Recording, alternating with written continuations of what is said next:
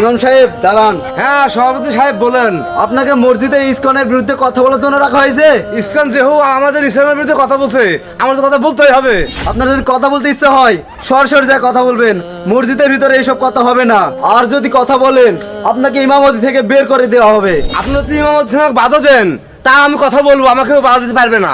কি আমার মুখের উপর দিয়ে কথা? যান, আপনাকে এখনই ইমামত থেকে বের করে দিলাম। ঠিক আছে সভাপতি সাহেব, আমি মসজিদে ইমামতি করবো না, তা আমি ইসলামের বিরুদ্ধে কথা বলবোই। ঠিক আছে, যান যান, আমি আজকের ভিতরে নতুন ইমাম নিয়োগ দিব। হুজুর, আপনি আর মসজিদে নামাজ পড়াতে যাচ্ছেন না কেন?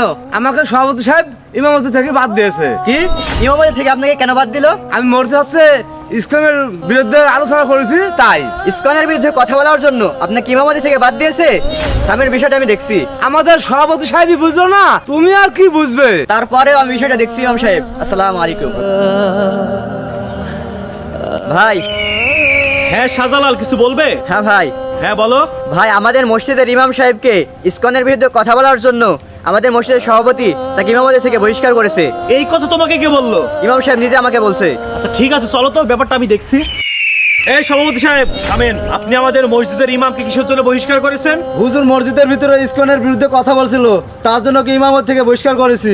সভাপতি সাহেব, আপনি যদি মসজিদের সভাপতি না হতেন তাহলে এই যে আমার হাত আর ওই যে আপনার গাল দুইটা এক হয়ে যেত। আপনার কত বড় সাহস, ইসকনের বিরুদ্ধে কথা বলার জন্য আপনি হুজুরকে বহিষ্কার করেছেন? কি তোমার এত বড় সাহস, তুমি আমাকে চর মারার হুমকি দিচ্ছ? চর মারার হুমকি না, আজকের মধ্যে আপনি ইমামের কাছে গিয়ে ক্ষমা চাবেন এবং ইমামকে মসজিদে তুলে দিবেন। যদি না করেছেন তাহলে আপনাকে যে কি করব সেটা আপনি কল্পনা করতে পারবেন না। এক্ষুনি যাবেন, মাগরিবের নামাজে ইমামকে যেন ইমামতি করতে দেখি, এটাই আপনাকে লাস্ট ওয়ার্নিং দিয়ে গেলাম। এই আয়। ইমাম সাহেব থামেন। হ্যাঁ সভাপতি সাহেব বলেন। ইমাম সাহেব আমার ভুল হয়ে গেছে, ক্ষমা করে দেন। এতদিন আমি বুঝিনি ইসকন আমাদের ইসলামের শত্রু। আজকে থেকে আবার আপনি আগের মতো নামাজ পড়া শুরু করবেন। যাক, আল্লাহ আপনাকে হেদায়েত করেছে, আমি এটাই খুশি। ইসকন যে ইসলামের কত বড় শত্রু, সামনের জুম্মায় এটা নিয়ে আরো ভালো করে আলোচনা করবো আমি। আচ্ছা হুজুর, ঠিক আছে, চলেন যাই।